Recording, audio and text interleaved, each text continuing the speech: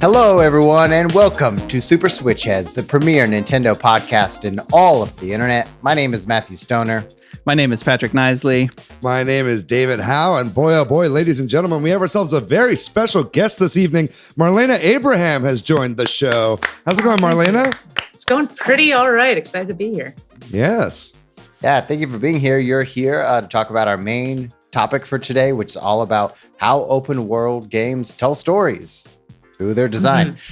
So you're here to talk about open world games and storytelling of that format. Yeah. I'm excited. I'm glad you're here. Precisely. I love all of those things. So I'm also very excited. Yeah. In the news, we're going to discuss Pokémon Presents, and all the new footage that got released there. WarioWare Get It Together demo got released. So we have some first-hand reviews of that. Gamescom is this week, and then a surprise announcement of a Quake remasters, and maybe the Mummy himself, Brendan Fraser, might pop up in the news too.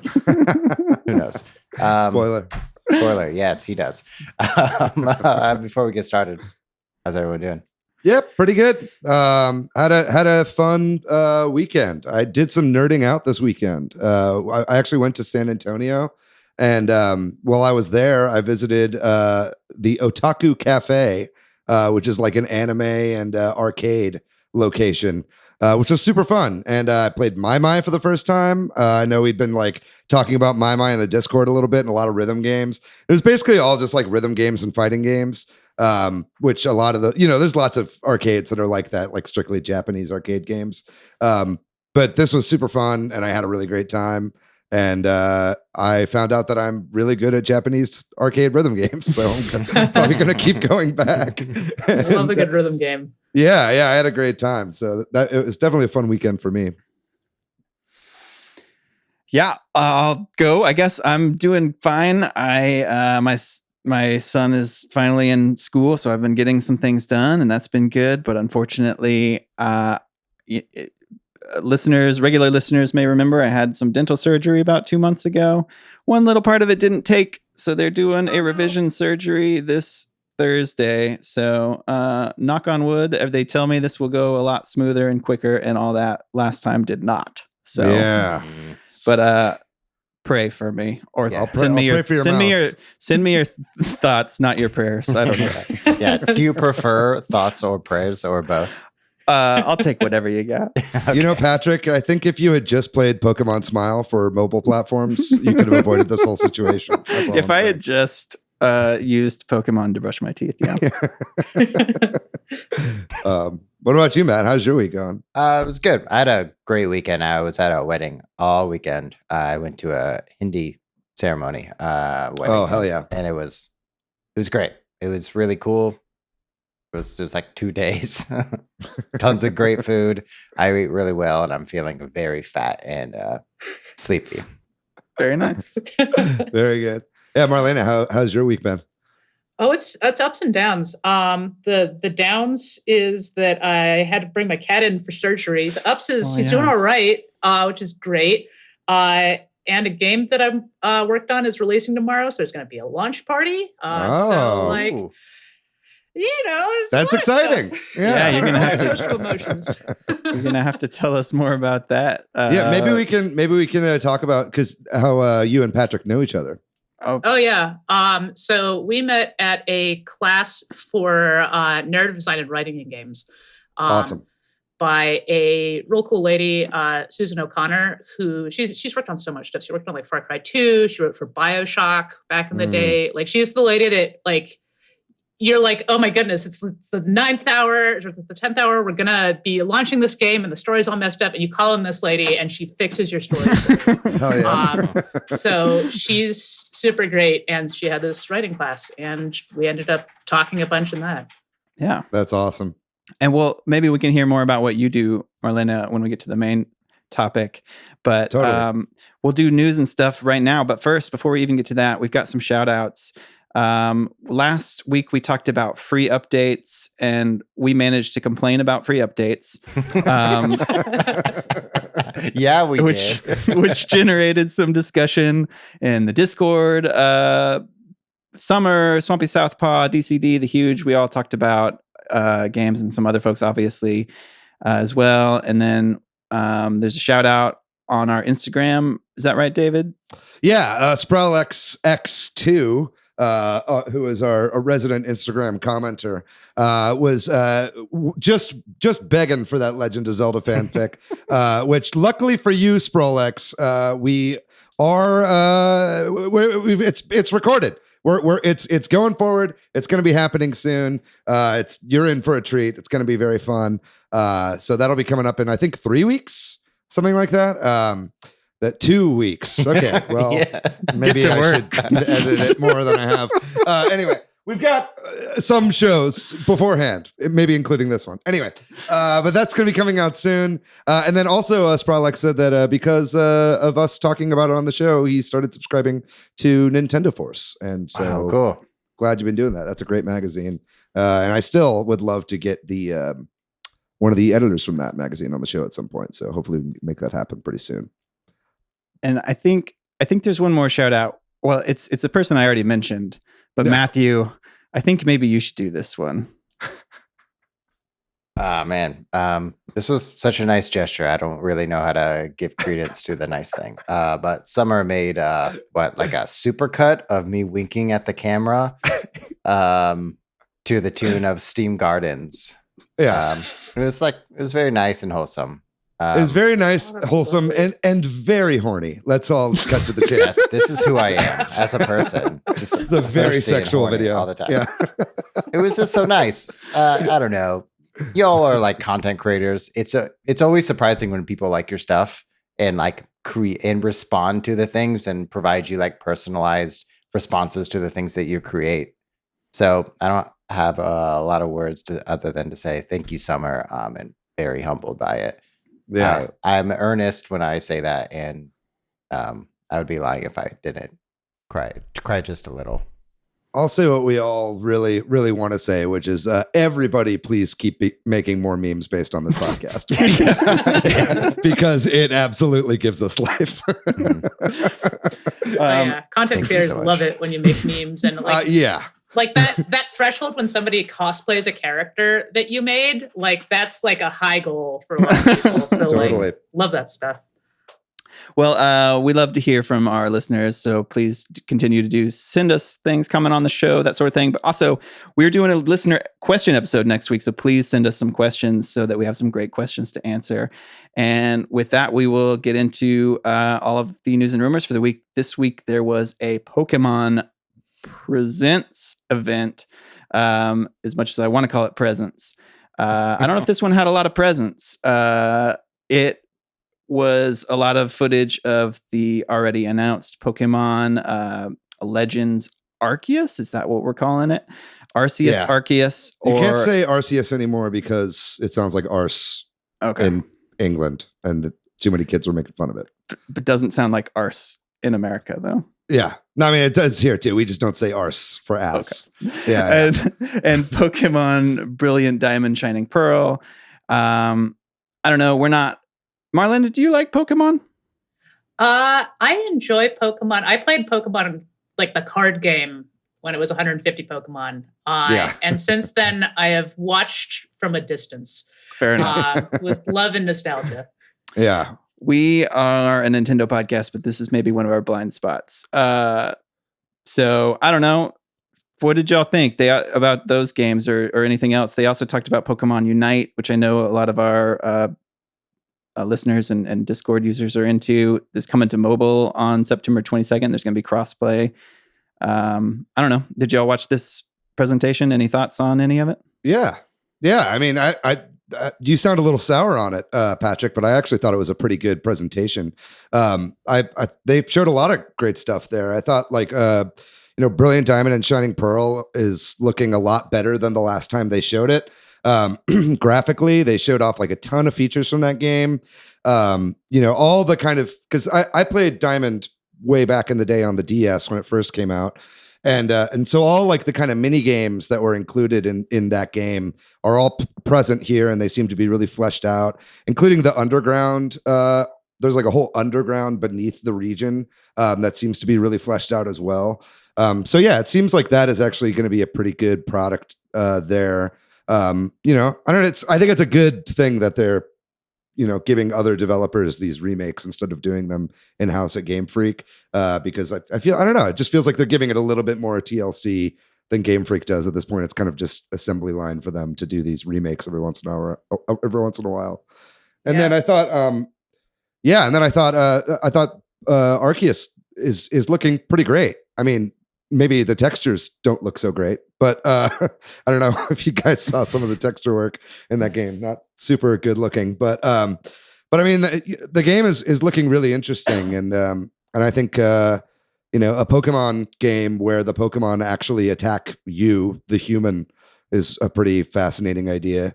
And we're, you know, talking about open world storytelling on this podcast, and that looks to be kind of like our first real open world Pokemon game. Now, exactly how open world that is, we'll see. I mean, there's a lot of speculation that it might be sections, kind of like a Monster Hunter game in a way, yeah, or like area, what you mean. Connected areas of open worldness.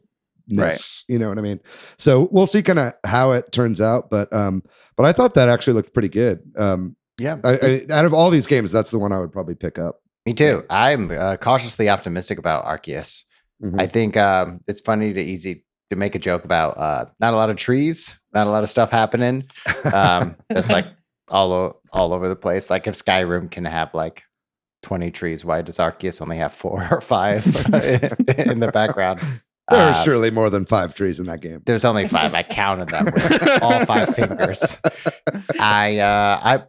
Other than that, I'm very excited to see what the transition is like from like open world to the battle mechanics. If that's like an animation and what that might be like, or what that might feel like from a gameplay perspective. That's where I'm most curious about. I am generally optimistic about this game, and I'm really excited to play it once it comes out. Is it February? January, late January, like 28th or something. Yes. Yeah, something like that. And I mean, it's, you know, I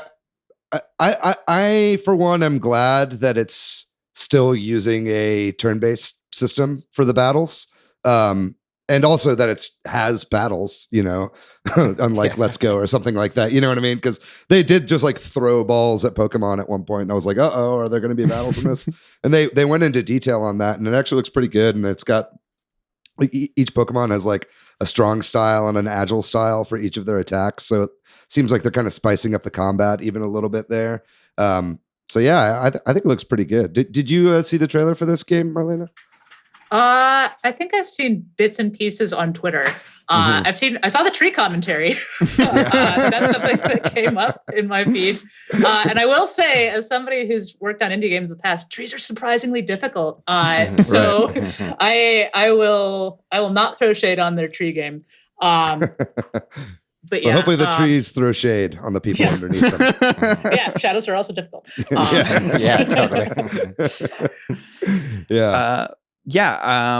So they showed off mounts, right? I thought that was kind of cool for Arceus, that you can ride on at least three different big Pokemon. So that's cool. Yeah. I mean, I just think it just looks really ambitious for Game Freak, right? You know, it's like, graphic complaints aside, can you name, other than Little Town Hero, like a decent looking Game Freak game? You know what I mean? Like, and even that had some issues, right? And so it's like, Call back to season 1 of Super Switch Headz. Yeah, exactly. Little Town Hero, Game of the Year. Listen to our season 1 season finale episode if you want to hear our thoughts on Little Town Hero. But you know, I just think it's cool, and I think it'll be fun to see what kind of story they tell, because it sounds like you're going to be filling out the first ever Pokedex, which I think is kind of fascinating.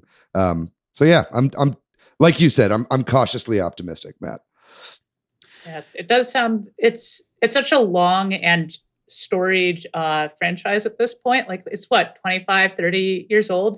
And so 25, yeah. We made a joke about that at some point in college, about how old Pikachu was and how Pikachu was older than the incoming freshman. Fuck. But yeah, but it's neat getting more people in there to play with it and be nostalgic about it. That's always fun to see in something that is as long in a story as something like Pokemon. Somebody else getting in there and being like, "Ooh, what if this was going on?" Or "Let's try these mechanics." Sometimes it's successful and sometimes it's not, but it's always interesting to see.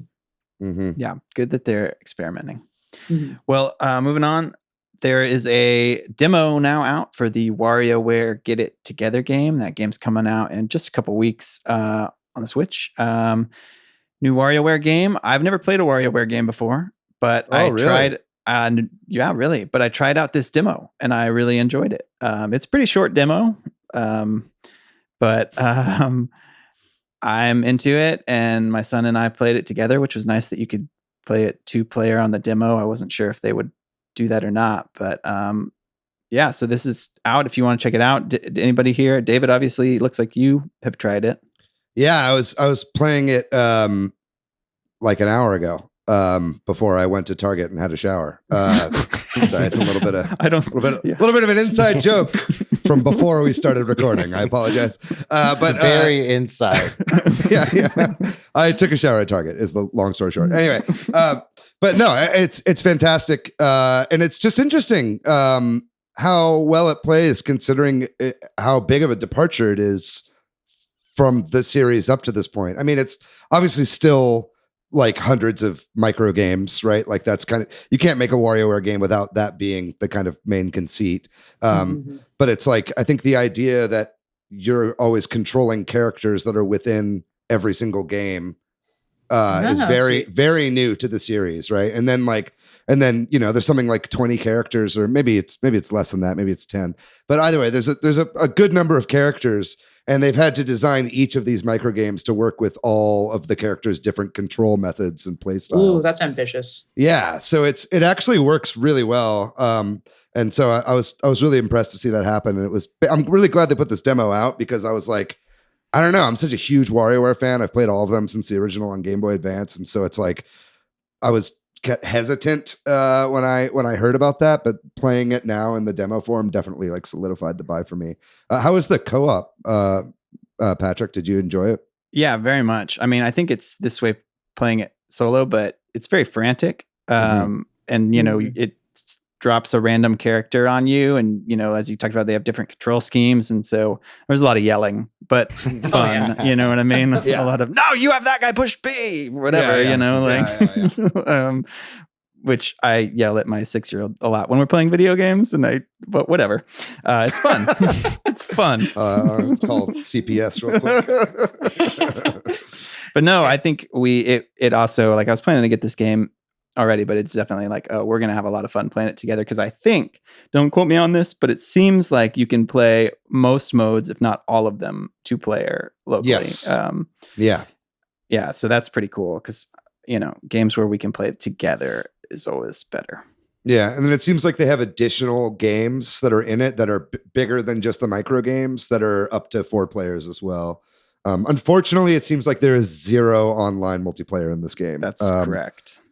Which is a real shame. But I could also see the netcode for a game as fast as this just being a total shit show. Yeah. So, yeah, I guess I can kind of understand that.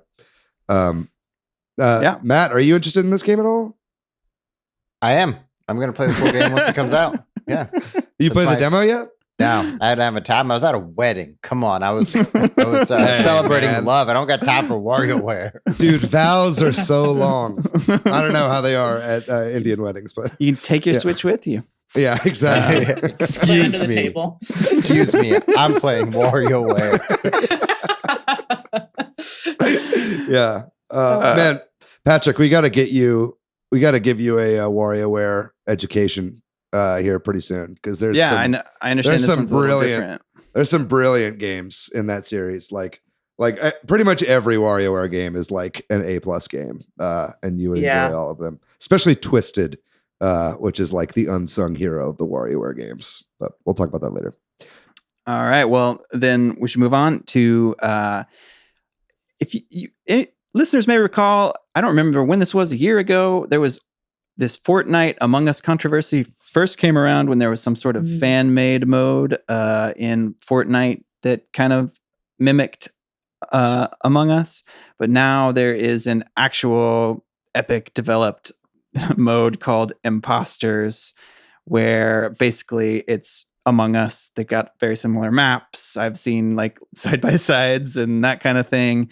And so this has caused a lot of discussion, obviously, as Epic is again borrowing from a smaller developer and making a hit out of it. Because I think that this mode, I've heard even people who are kind of critical of it be like, it might be even better than Among Us. But they have the money to throw around and all that. Yeah, so. they have a team of more than like 4 people. Yeah. So what do y'all think about this? I mean, I think when it first happened, it felt bad, and now it feels worse. But yeah, I think the two things that got cited by the team that I think I agree with is that like game mechanics aren't a thing you can patent, and they're not a thing you can copyright for the most part. And so like people building on things and borrowing from each other is just part of the industry, and sometimes it can be really nice. But the thing that stung about it was that it was so similar. It's called Imposters, the maps and all that stuff that you just talked about. And because Epic has done collaborations before, like they've brought in other teams and been like, hey, let's work together to make this thing together. And they didn't do that this time. And so the small team's like, oh, yeah, they geez, could have, guys. They could have had the Among Us people be like a skin or something, right? And in this mode, and thrown them a little bit of a bone there, right?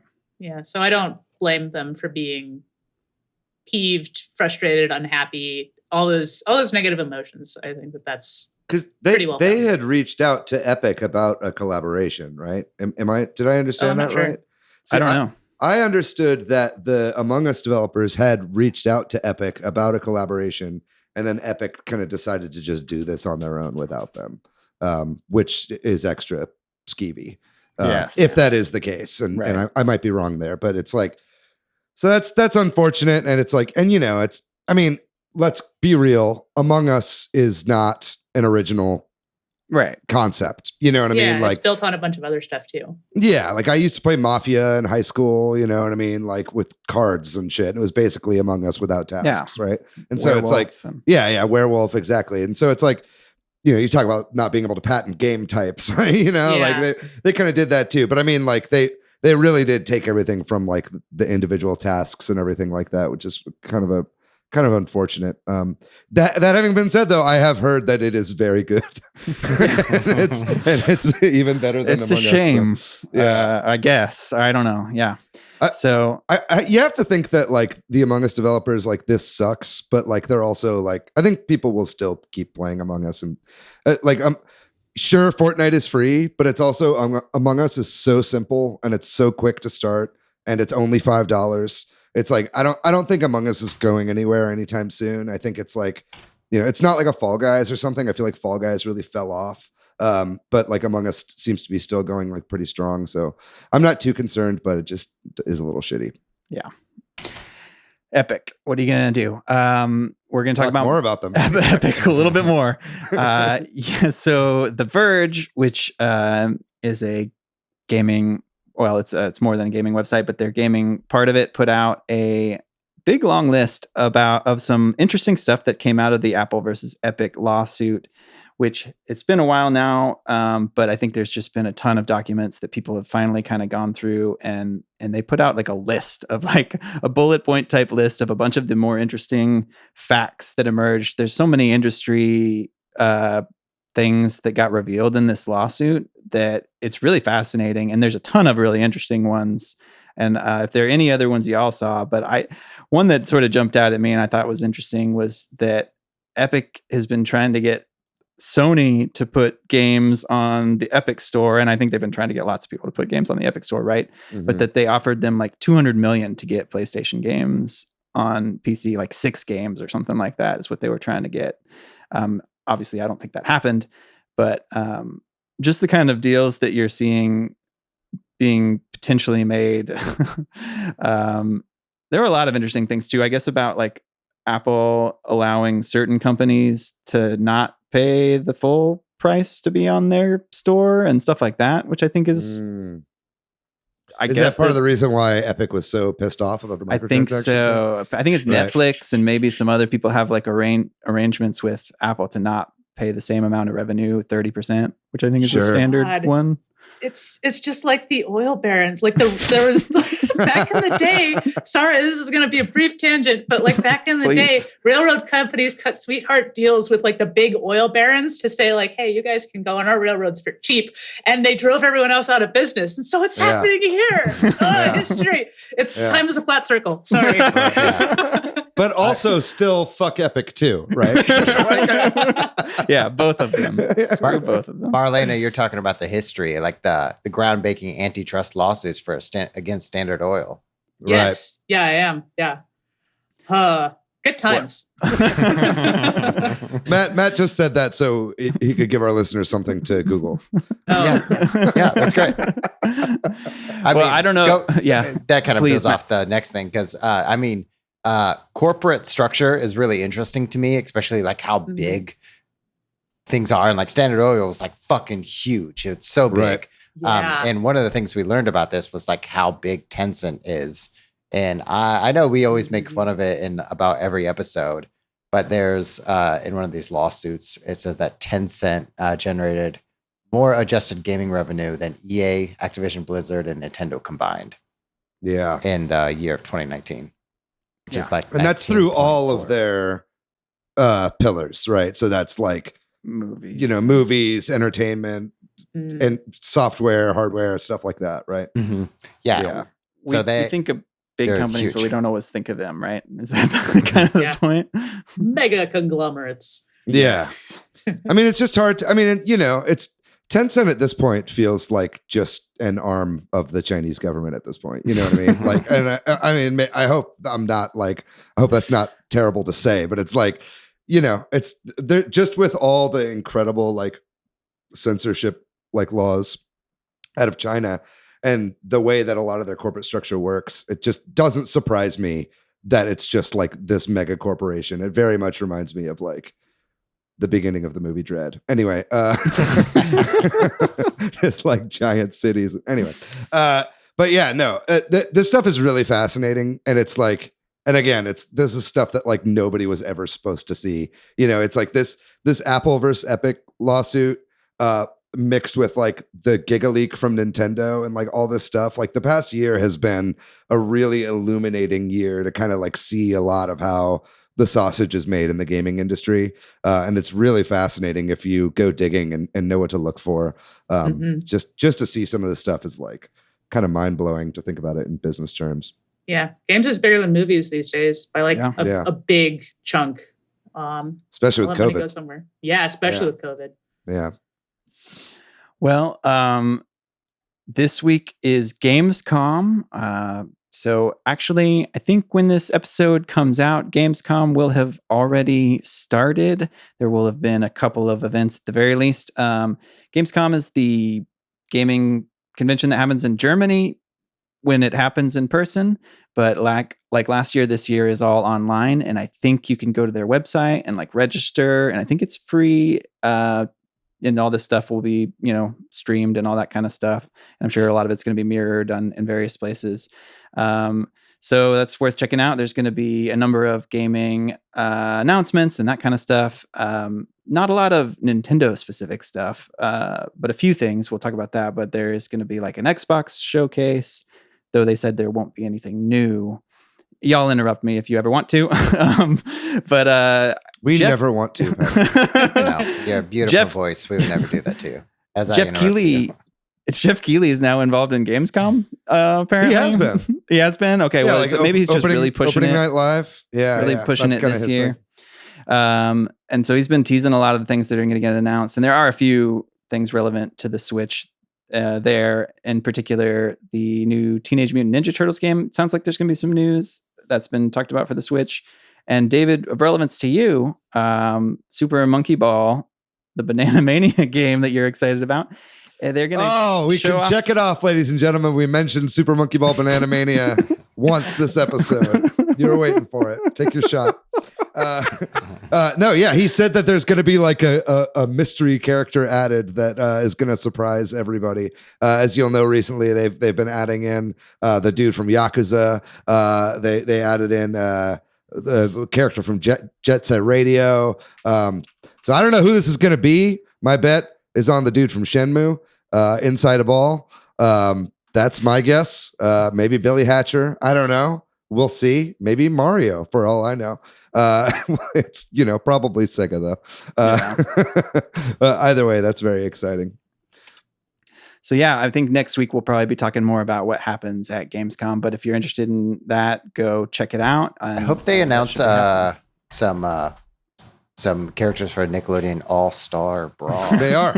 They said they're revealing 2. I know Papa Gino's was talking about it on Twitter. They revealed one of the shadow characters from the box, and it was Leonardo from TMNT. Oh, but we already knew that. So yeah, let's hope it's a 2-liter of orange soda. This may be controversial to say, but all the Ninja Turtles are the same to me. I can't tell them apart. That's controversial. That is very controversial. Yeah, they're very. I was a Power Rangers kid. Okay, I was a Power Rangers kid. I didn't really grow up with the Turtles. Those all look the same to me, except for the green one. Tommy's, but they're all different colors. Turtles are all green. Anyway, there was a interesting stealth release this past week. Quake remastered the first-person shooter game that very influential game. Was sort of just dropped out of nowhere, right? Like as far as I know, I hadn't heard anything about this actually coming or anything. It was put out on the Switch and other platforms too, or just pretty much on everything. Everything. Mm-hmm. Man, I have some good memories of playing Quake back in the day. Is anybody interested to pick this up, or I don't know if I will. I haven't picked it up yet, but I probably will. My Switch has kind of become a bit of a haven for old school first person shooters. I have like all the old Doom games on my Switch because they're always so cheap. They're like $5 each or something like that. And so like Duke Nukem, I have that. Duke Nukem 3D, I have that on my Switch as well. So it's just fun to play like handheld these games. So yeah, I'll definitely pick this up at some point. I haven't yet. This is interesting in 2 ways to me anyway. It's developed by Night Dive Studio, who did like the Turok remasters, and actually MVG, who has been on our show before, was like the lead developer on this game. So that was cool to see. It's always nice. He also did like the Shantae remaster, I think, for Night Dive.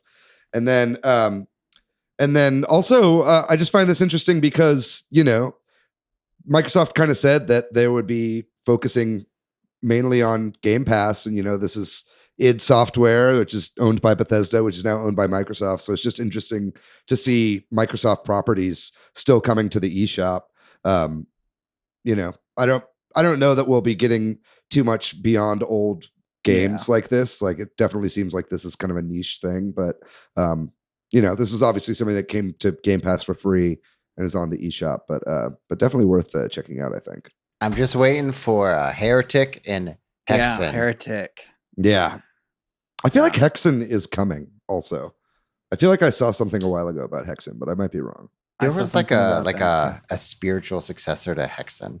Maybe that's what I'm thinking of. Yeah, let me look that up. I can't remember what it was called, but if you're listening right now, you're like, what are these weird old FPS games that these old guys are talking about? It's like id Software developed first-person shooter for PC primarily.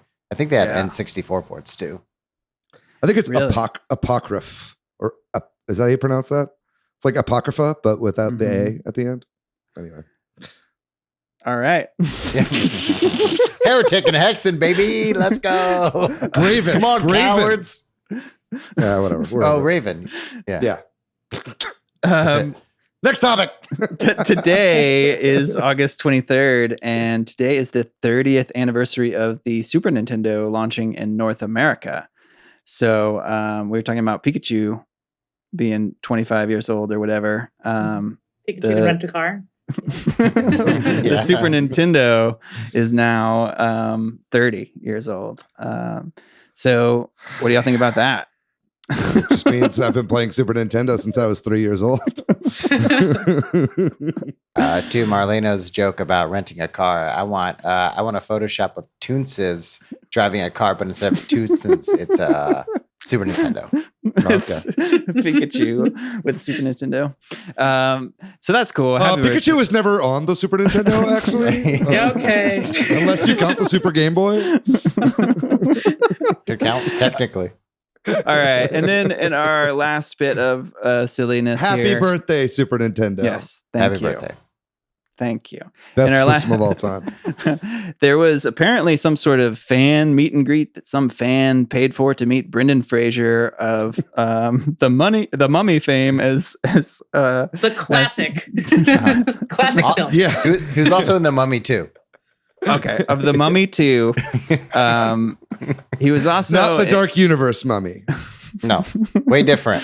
That's Tom Cruise. All right, y'all. Brendan Fraser was apparently in some sort of Zoom type meet and greet with a fan, but was like, hang on, I have to finish this Switch game when this person's 3 minutes popped up. And there's this great photo that's going around the internet of him very intensely staring at his Switch, not realizing that he's supposed to be interacting with a fan. Yeah.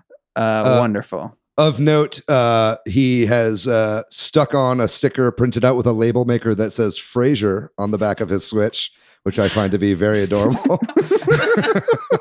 So if you lose it, you can send it to the Frasier household. Yeah.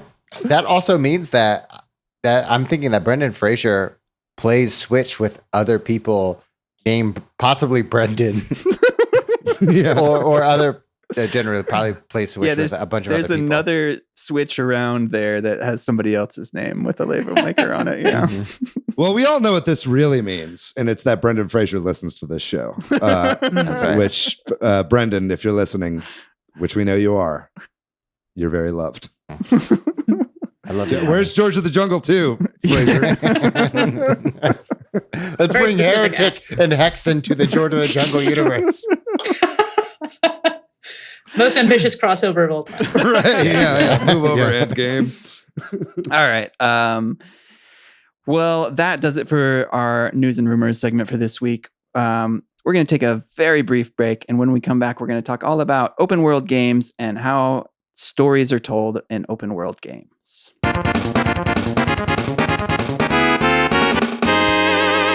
All right, so we are talking all about how open world games tell stories. We will get into what we are talking about exactly, but first, Marlena, I thought maybe since you're here in part because this was an idea you had based when we were talking about you coming on the show, because you have a background in design and narrative and stuff like that. Maybe you can tell us a little bit about yourself, what you do before we get into it. Oh, yeah, sure. Let's see. So I've been a game designer for about 6 years, give or take. And most of that has been at a company called Shell Games that specializes in games for weird platforms. So like VR and AR, theme park rides, educational stuff. Like companies will hand us a piece of hardware and be like, make a game for this. We'll be like, that's kind of weird, but all right, let's do it. And so recently I've been branching more into narrative design, which is why we took the class together, what we were talking about earlier. I'm going to plug the thing that's coming out tomorrow, which is I Expected I 2, The Spy and the Liar, which is a VR game I love that game. writing for. What was that? I love that game so much. The first one. Yay. This is Yeah, the new the one. first one. Yeah, the first one. It's one of my Yeah. favorite VR experiences. And you're working on the sequel? Yeah, I did like the bulk of the writing for the sequel. That is a surprise. I didn't know it was coming out tomorrow, so there are two Yeah, it's coming surprises out in one tomorrow. episode. Yeah, I'm super excited about that because it means that I get a T-shirt and I also get to watch people play my game online. I like watch streamers and stuff. So I'm like, oh, I'm so excited. But in any case, yeah, I'm super interested in story and narrative design and the melding of the story with mechanics in particular. So open world is part of that, which is why I suggested it. Yeah. Awesome. So, obviously, like story and open world are terms we're throwing around, and they can mean a lot of things. But I think we're talking about games that have sort of like, where we were talking about, does Pokemon Legends Arceus truly an open world game? But the game where you can go anywhere, quote unquote, do anything, even though there are going to be limitations. That's kind of what we're talking about here.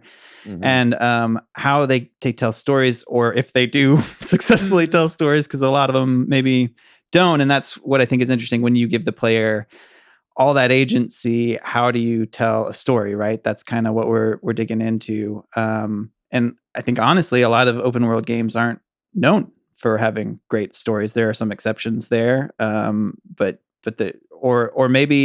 maybe that's where we can start. Like, do y'all agree with that assertion or disagree? I mean, I think it would depend on like what you mean by story, because I think that if you're talking about like a big overarching story, that's super hard to pull off. Like you look at Breath of the Wild, or you look at things like Horizon Zero Dawn and like big open world games like that, and they have interesting stories, but there's that tension between like, hey, there's this really big and important thing and you need to go over there and help. Also, go and collect these 25 dinosaur bones over here because it's fun. Yeah. But on the other hand, if you sort of embrace that idea of, hey, this is a big world and the story is sort of something that you're sort of making your own story as you're wandering through the world and being like, oh, I wonder what's over here. Oh, something happened here. Like there's environmental storytelling going on and there was a fight that took place here. What if I follow Something that's kind of tracks? emergent, maybe. Yeah. Then it's it feels more emergent and it feels more like, ooh, there's some little mysteries to unpack here. And then you can those individual smaller stories can be really rich and really rewarding. I think, at least. Yeah, I found this intersection most in Ghost of Tsushima when I was playing it, because the story tells you all about approaching your enemy head on and honor. But the gameplay also rewards you when you sneak behind people and like slice their throats and sneak in their bases. And so I found a really big conflict while playing as this character who's trying to be honorable, but also the gameplay rewards me for being sneaky. And how the open world either encourages me or discourages me to explore those gameplay from the story. I'm interested to dig a little deeper into that then and unpack that. Do you think you're saying that it brought you out of it, or it was interesting? A little bit of both. Yeah, it brought me out of it as well. I wanted to like be very honorable and like approach the bases head on, but when early in the game, when you're don't have a lot of not good at the game, and you're like a weak character, you can't approach the bases head on because you're going to die. And dying generally is a bad thing in games in order to progress.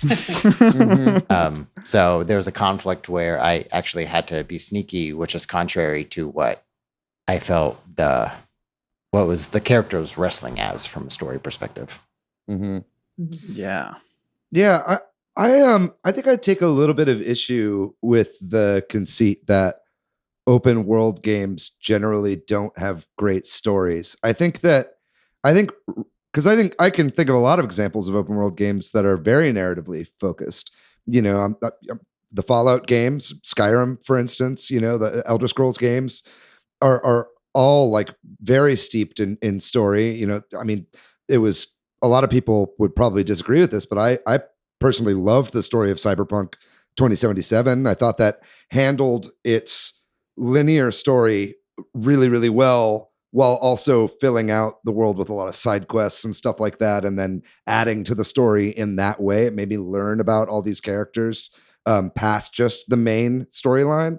I think that rather, it's more like, I think that there are linear open world games and non-linear open world games. You know what I mean? And I might be off base there, but it's like you brought up, Marlena, at the beginning, Breath of the Wild. And I think that's the best example of a game that is like an open world where story is part of it, but it definitely takes a back seat, especially compared to other Zelda titles like Skyward Sword, which is all about story, right? Like that's a very, very linear, narratively focused game. I think the difference there is like Breath of the Wild is a game that's built to be beaten in any order you wish. You know what I mean? Like you can tackle any of the quadrants. Exactly. Any of the 4 areas or none of them. You don't even have to go to them. You could just go straight to Ganon if you want to just, fight the big bad right off the bat. Right. And so it's like, I think that it's figuring out how to tell a story when you don't have a clear like do this and then do this and then do this turns out to be really difficult, right? Like I think and that's something that I hope that they can somehow rectify in this sequel to Breath of the Wild as well. You know, I kind of miss that about from the other games in the Zelda franchise, like a bit of progression. I felt like that was missing from that game. But I mean, I think that I think that as long as you are gating parts of your open world, or at least having new characters show up after you've finished certain points of a story previously, then I think that you could still tell a very natural story in that way. And maybe I was misunderstanding what you were saying by that, Patrick, but that's kind of my 2 cents on that. No, I was just trying to make a statement that's maybe not true, or I think maybe when we think of a couple of things. I'm rambling, but Sure. I think we're natural. You hear this a lot when you're interested in stories and writing and stuff, that humans are natural storytellers. We're going to seek stories out. So even if there is zero intentional story, a player will find their own way to make a story out of it. Sure. So there's always going to be a story. It's just that sort of tension that Marlena was talking about in an open world, where it's harder to tell a story when you're giving somebody agency to do whatever they want, because a lot of game, even the examples you cite, where it's like, oh no, this, terrible thing is going to happen. And then now for the next 100 hours, you go play a bowling mini game or something like that instead Sure. of dealing with it. And to how do you, and maybe players just don't care, and we just accept that about open world games. But I think some games maybe can do a better job of, there being consequences for inaction, or just justifying inaction, or what have you. And I think that's where the stories in open world games can get tricky in that way. Yeah, I don't know. It's one of many design decisions that you make, and for like a $60 or $70 AAA game, my SO and I talk about this a lot. When you're buying a game that is $60 or $70, you're often, and it's like 100 hours long, you're like, okay, this is going to be my entertainment for like the next 100 hours, especially if you're like a teen and you're like saving your money. And you're like, I'm going to get one game, Right. and it's going to be like whichever one has the most entertainment value. Sometimes We are all teens like here. Yeah. If you can buy that one game, you're going to get the one that has like a bunch of stuff going on. And so like the stories, the big overarching story is part of it. The side quests are part of it. The like collectibles, the like Riddler trophy equivalent, like all of those things are like different paths to follow, and they're all part of the same game. And sometimes the fact that like, okay, well, this tension can be a little bit off if you're not the person who wants to follow the main story the entire time, is like a choice that gets made. And it's also particularly difficult because at that point you don't have like one narrative designer, one writer, you have like a narrative team. And it's all trying to like come together into one cohesive experience. And sometimes that happens, and sometimes it's a little like it comes together, but not as elegantly. So it's hard for sure. But yeah, it's one of many different decisions that go into making a game like that, I'm sure. And I think even in a linear game, right? Like you have players that are going to follow your cues and like go do it. And then you have the player that's like, well, I'm going to go look behind every building. You know what I mean? Get a power upgrade or something because you looked back there. Yeah. Oh my goodness. We had a thing. I'm going to do this without any spoilers because the game hasn't come out yet. But we had a thing in the new I Expect You to Die where it's like, okay, you need to do this thing with this particular item. But what if I do it with any other item in the room? And so you have to like have a response to trying to do the thing with 40 different objects in the room. Right. And you're gonna have the players who are like, but what if I put this in the box? But what if I put this and this in the box? And like some players are gonna want to solve it the right way, and some people are gonna be like, I want to break the system. I want to break it. And I've never played Dishonored, but actually for the class we were in, there was like a documentary about Dishonored that I watched. And they talked about that in a really interesting way about how, who is it that makes Dishonored? Arcane. Yeah, at Arcane, they, especially for the Dishonored series, they really want to honor if you make a choice that they're, so they have to code all these ridiculous scenarios that like, what if you don't give him the poison, you don't, stab him, and you just try to do this, then what happens? And it's like, well, he leads you over here. And then, it's like, and probably most players are never going to see this sequence, but they made it. And that's a lot of time and money. And for open world games, it like expands enormously because you have to take into account so many, like if it's a truly open world, like Zelda, where everything is open to you from the beginning, it's just, can you get to the area or not? Like what power level are you? What weapons do you have? Like, if it's a game with dialogue options, like, are all the dialogue options unlocked? Are there factions? Like, there's all these different things, and you like trying to account for all of those. Like, you just can't. At a certain point, it's too big. It's exponentially too big. Yeah, when I was in college, I took a video game writing class myself, and the professor was Sheldon Picotti, who was one of the writers on the original Deus Ex, and he got into that quite a bit of just like. In a game that gives its players so much agency, but is also so narratively driven, like, how do you account for that? And I think the answer is just like, you brute force the work, right? You just write a fuck ton, right? Like, there's no easy way to do that. I mean, you look at something like Breath of the Wild, and like the way that they chose to do that with their nonlinear storytelling is like, there are like 10 to 12 memories, and it's like, everything that happens in the story happened in the past. So it doesn't really matter in what order you see these memories because it doesn't affect what's happening right now because it's already happened. You know what I mean? And so that for me was part of the reason that I was a little disappointed in the story of Breath of the Wild, is because it made it feel like there weren't that many stakes, or at least for me to uncover what was actually happening. It just kind of felt like, crossing off a checklist, and all of the cinematics or cutscenes we would see ended up not feeling that really important. You know what I mean? And because so it it's doesn't like change the world state. Like exactly right. The world state doesn't progress. Right. But the alternative to that is writing, instead of 12 memories, it's like, 50 or 100 memories, and some of those nobody will ever see, so I understand why they did it. It's just kind of a challenge, it seems like. Some games have tackled things like that. Like I can think of like World of Warcraft has gone through so many different iterations, but saying like, hey, you changed the world in this way, and so now this entire area looks different. That's another design decision that you can do to make it feel like, oh wow, yeah, I talked to this guy and now there's a crater over there. But yeah, like Breath of the Wild didn't do anything like that. Or if it did, I'm not remembering them super much. Not really, yeah. Yeah. But yeah, there are a lot of different ways that you can make it feel like things are progressing. But each one's going to be costly in a different way. Totally. It's monkey's paw.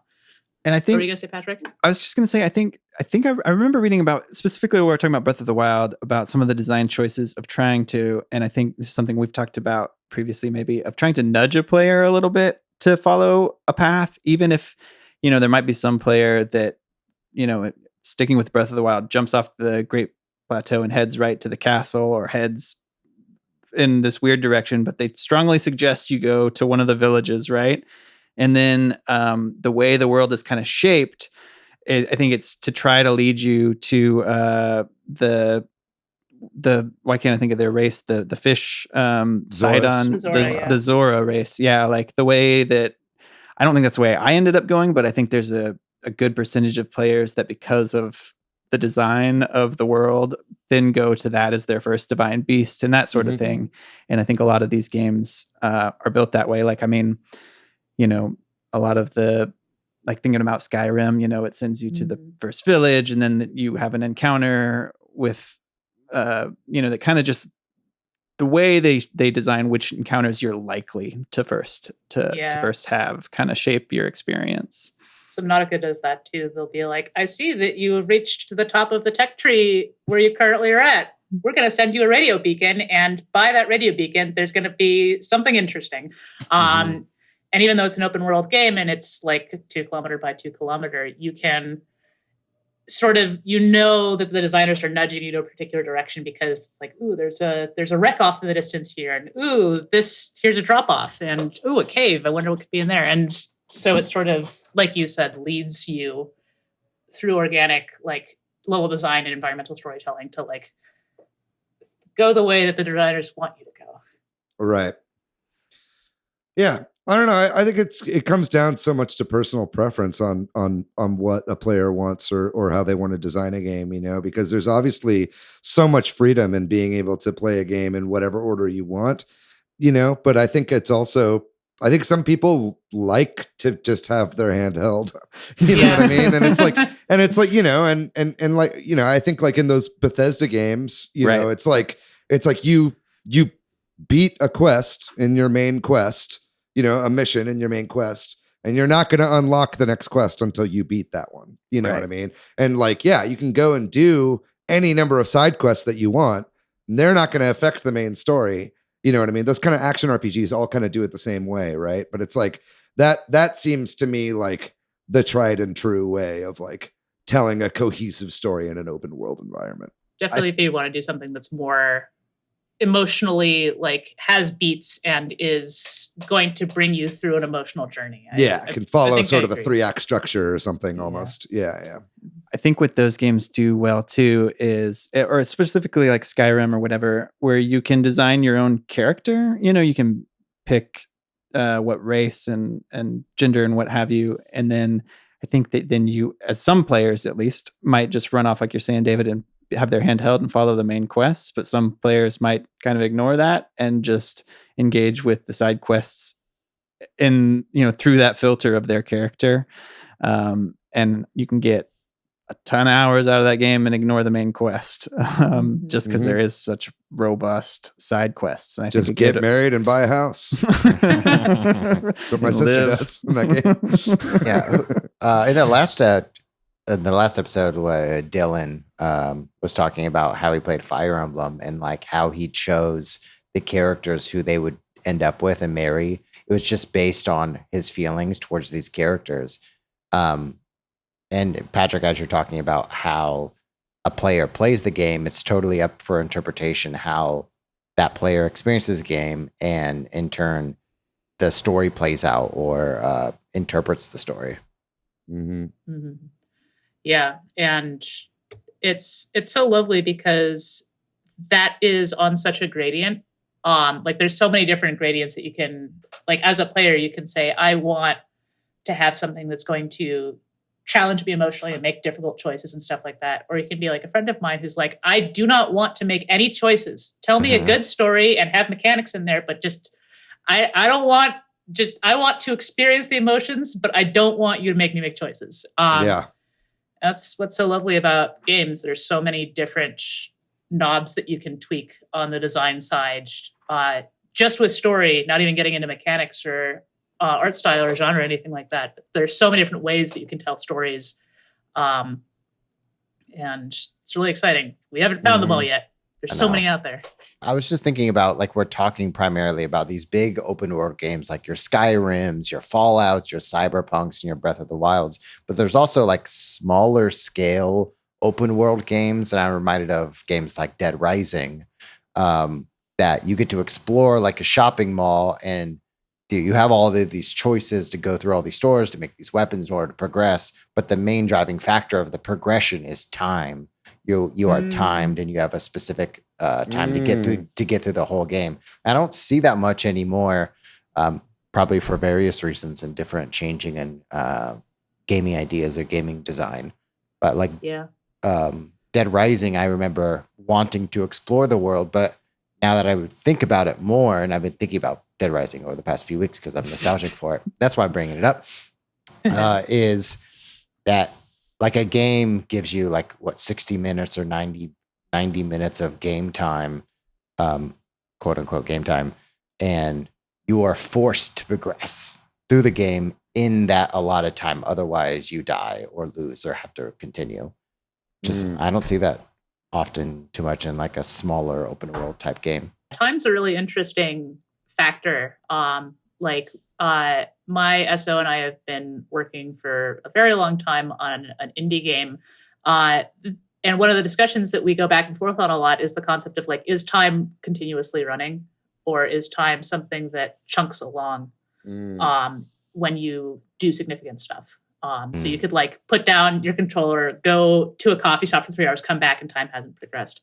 And that can be a really big factor in things like open world storytelling for sure. So that's actually a question. Is Stardew Valley an open world game? Yeah.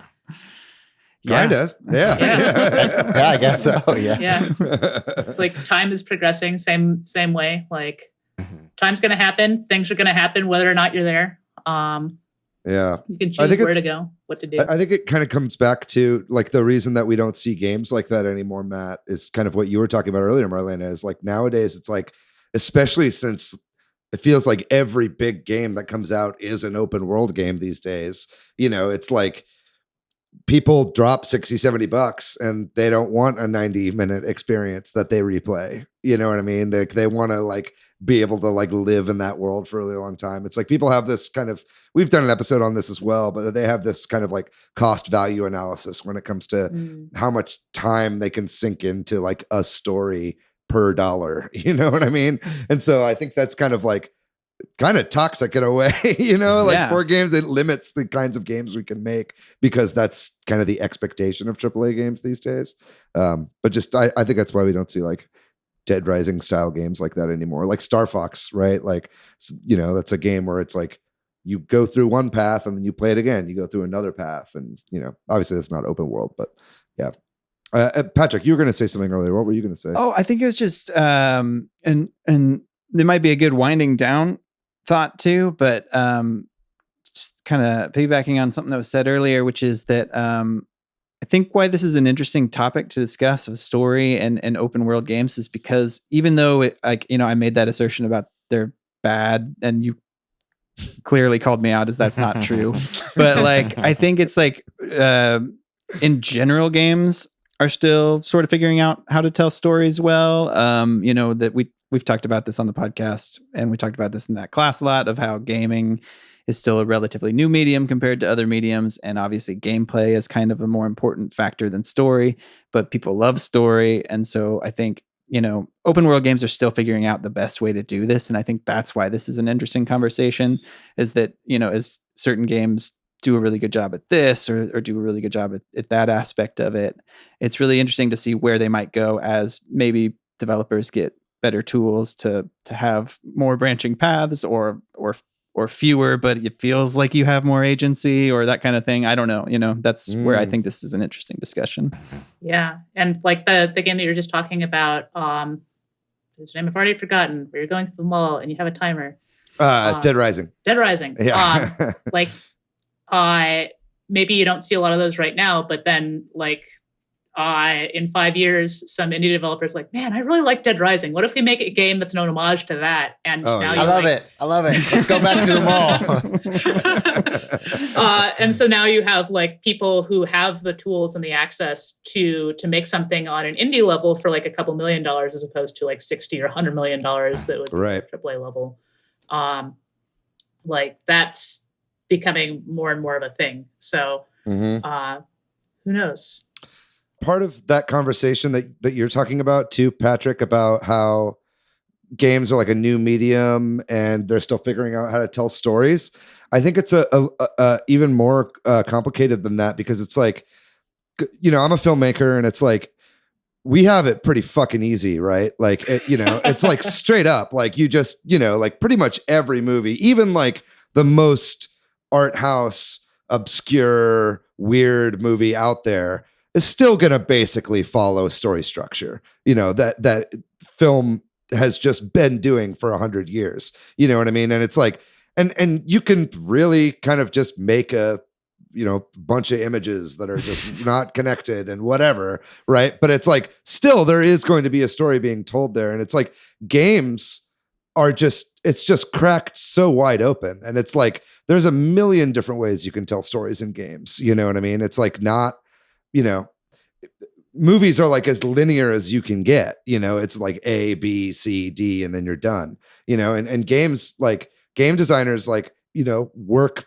how they tell their story in with their game mechanics, you know, and I think those are the best, for sure. I think those are the best kinds of games, are the ones that blend, gameplay and game mechanics in with their story, Totally. And I've talked about this a lot, but one of my favorite examples of that is like Binding of Isaac, and that's a roguelike that on its surface is just a very, silly game with a lot of poop and pee and vomit and stuff. But it's like, as you're unlocking items and you see how those items interact with each other, it's also giving you a glimpse into what this world is like, And so it's like tying your game to the gameplay, tying your story to the gameplay rather, is just makes it so much more complicated. And it gives you a lot more freedom, I think, too, to tell really interesting and unique stories. That's why I love games so much. Like as a filmmaker, just like I'm in awe of that. Like whenever a story is effectively told in that way, I'm really,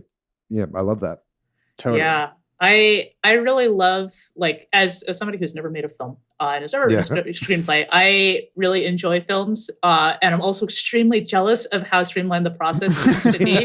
like you write a script, like you like it's supposed to be in a particular font and a particular spacing, and you write it like this, and then you hand it up. Like we were talking in class about like, how do you even write a game script? And it's like, well, sometimes you write it in Scrivener, I guess. Sometimes you use an Excel spreadsheet. A lot of the times it's just in this weird tool that the game studio made. Like, right. Even just the process is something that's so unstandardized. It means that people are going to be trying new things and making mistakes and reinventing the wheel, but in a better way this time, like all over the place, all the time. Which means that there's also a lot of room for creativity in doing that thing that you're talking about, which is blending the writing and the narrative design with gameplay and mechanics in really interesting and new ways. Mm-hmm. So very exciting, also frustrating, but mostly exciting. I'm not trying to spin up a new topic necessarily, but one thing that also is a great part of storytelling is like Skyrim does this really well, is that they leave little books or pamphlets that you can get to read about. I have a good friend that plays as a Khajiit in Skyrim, and she will play and read through all of the history of the Khajiit and be a citizen as a Khajiit, and just really enjoy that world, just reading all of the books and all of this history inside of Skyrim, just as another way to tell the story that's not part of the big capital S story, but more of the, if you want to dive deeper into the world, they have all of the in-game audio recordings or in-game books you can read. Yeah. And at the risk of making this just a Bethesda jerk-off podcast, like I think Fallout New Vegas is the best Fallout game, in my opinion, bar none. Is just because it's like, Fallout 3 was great because you had this great narrative that was going across, but it's like, I forget who said this earlier, but something about how it's like some people just want to go straight forward and have their hand held, and then some people want to go and explore. That game really gave you the freedom to be like, yeah, you can just straight up do the main story, but then also there are all these individual factions that you can decide to side with, and those will both tweak the main story that you're playing, and people will react to you in a different way, and then also it just gives you whole narratives unto themselves. Like if you decide to go with the Caesar's army or Kaiser or whatever they call them in that game, or whatever faction you decide to go with has their own little subplots, and those are kind of games in and of themselves, and so I love stuff like that. That kind of like, it just adds to the breadth of the kinds of stories you can tell. Well, I'm thinking of things I want to say to respond to all that, but I'm also thinking we're probably coming to a close on this conversation. Go for it, Patrick. We're only, maybe we should. We're only an hour, 12 minutes in, something like that. Or offer. It's a very rich, fertile ground. Yeah. like many of our topics, we could talk about this for hours, but a couple quick things, and then maybe if anybody else has something they want to add, and we can close out. Just to that point about the books and Skyrim or whatever, like I think that's a really great way to offer context, like you were talking about, David. It's much better if the story can be told through gameplay. I think that's what this medium is for. But for the people who want more lore or world building or whatever, yeah, when you have those books and all those additional things you can read. I'm just curious if y'all ever sat down and read any of the books that are in a game. Yeah, totally. Yeah. I've written some. Yeah, there you go. I've skimmed. Yeah. I mean, it's it's like those. It's also the like audio logs or whatever, like in BioShock or something like Right. that. Those are all kind of the same basic concept. But Yeah, it's nice when those are there because it's for the player that wants to just play the main game, they can skip it. But I think that's where, like, in an ideal world, that story is going to come through in gameplay, and that stuff's just icing, right? So, Mhm. If I could make any recommendation, it would be, we're all gamers, and if you're a gamer listening right now, you owe it to yourself to go to a Meow Wolf installation, because it gives you these opportunities, especially the Santa Fe location.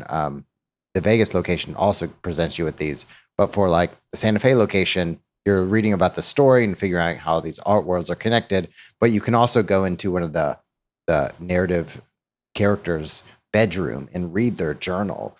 Read about what they journaled about and how their journal, like there are pieces or sentences or fragments of the journal that are actually preambles to some of the art pieces and some of the worlds you experience throughout the installation.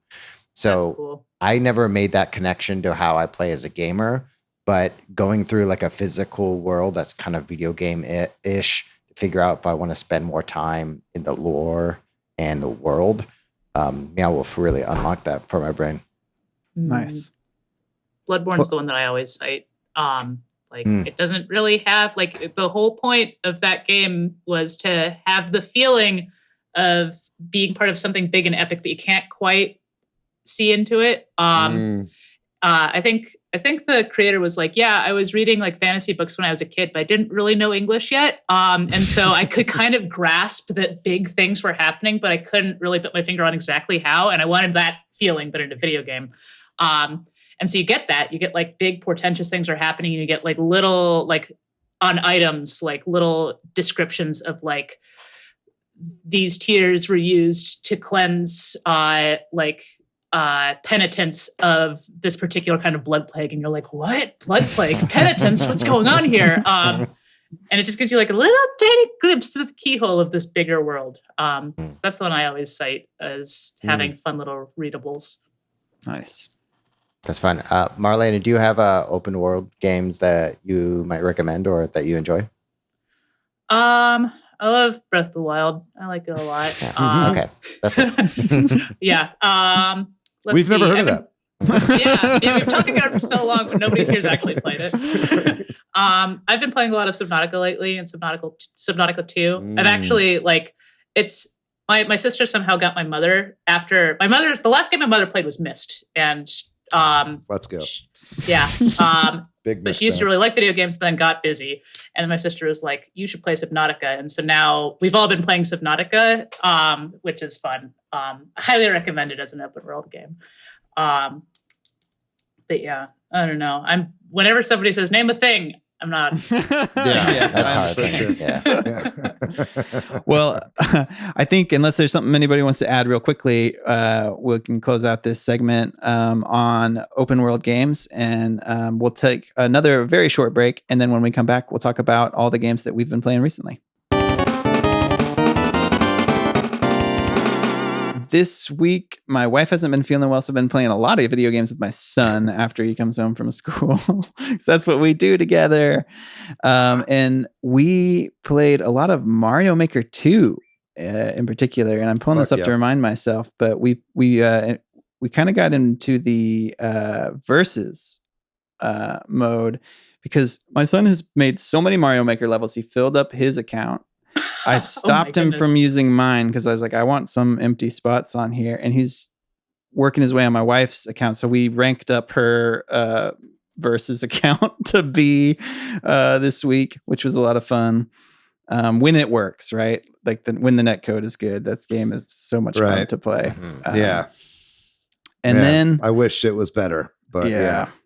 And then I've been playing more Xenoblade Chronicles 2 on stream. So that's been fun. And then also I started NeoCab, which is an indie, speaking of narrative game, and it's really interesting. I'm enjoying NeoCab.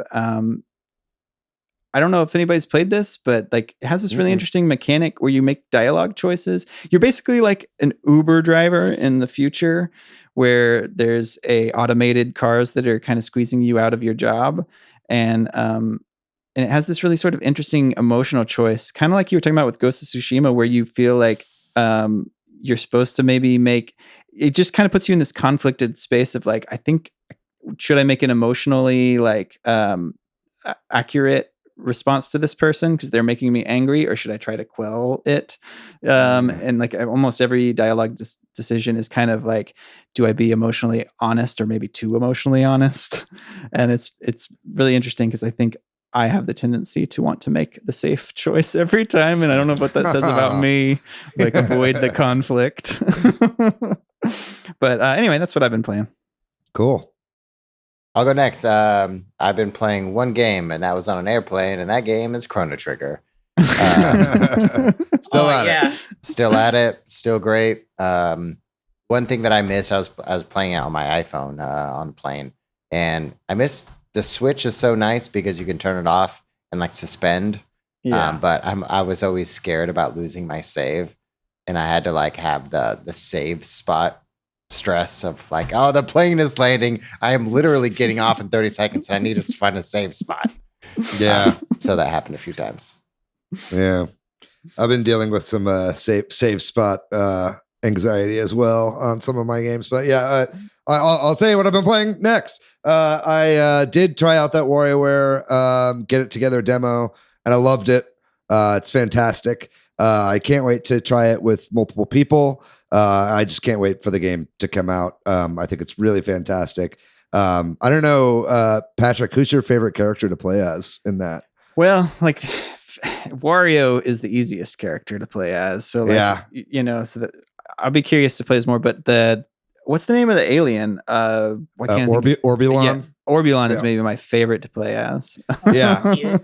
Yeah, he's fun. I'm an 18-bit fan personally, because just being able to like aim at anything and shoot, I feel like that's the easiest way to. Really, beat I found any that of to be these. the most difficult character. Oh, to really? play as. Yeah. See, I thought cats Yeah, and those Anna, are tricky. those are hard because they only shoot in one direction. Yes. Right. And so like, And they auto jump, so half the time you accidentally grab another thing or something. Yeah. yeah, unlike the micro game where you have to like Mhm. hide from the lasers, you're constantly like, oh, am I gonna get hit by the lasers? Like, that's really, yeah. So that was really fun. And then just kind of like going down the WarioWare train a little bit. And I mentioned this earlier, but man, WarioWare Twisted is the best WarioWare game in my opinion. It's a game that's like pretty much impossible to play today, unless you have like the GBA cart, or have a very specific emulator for your phone. Because basically WarioWare Twisted had like an accelerometer built into the Game Boy Advance cartridge.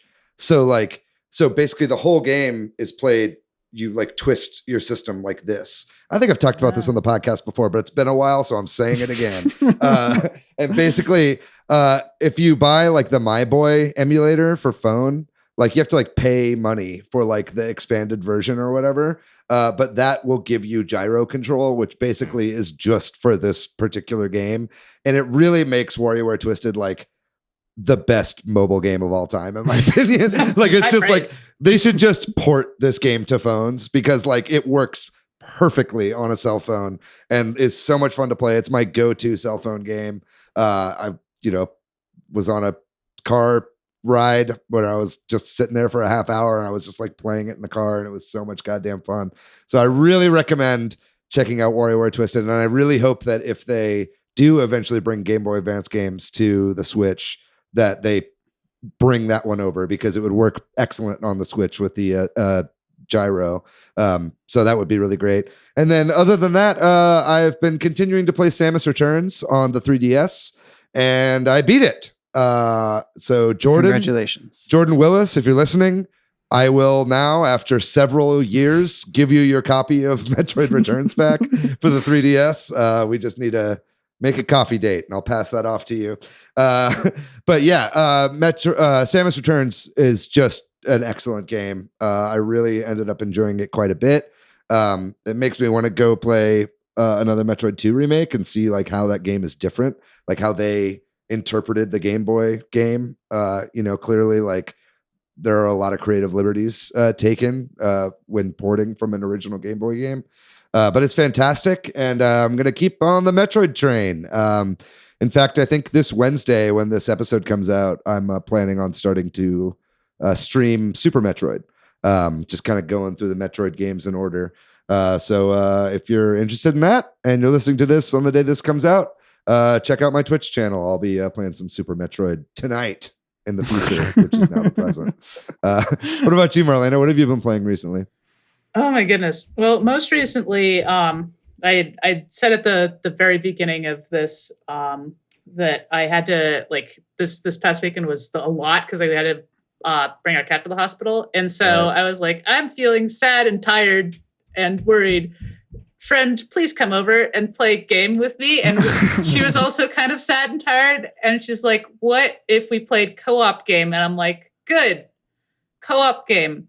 Overcooked. And so we just played a ton of Overcooked. And by the end, we're like, man, I feel better. I feel a little better. She's like, yeah, I feel better too. Cause there's just something really wholesome about okay, you chop this thing and I'll go clean the plates. Okay. Yeah. There's something just really heartwarming and soul healing about the Overcooked family of games. So yeah. I'm glad to say that you guys felt better after that and didn't want to kill each other. It's either or, right? Yeah. Okay. Cool. Yeah.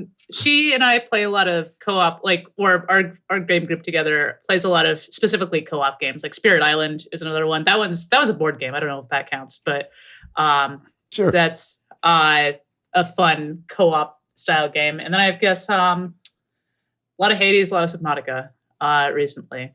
Very good.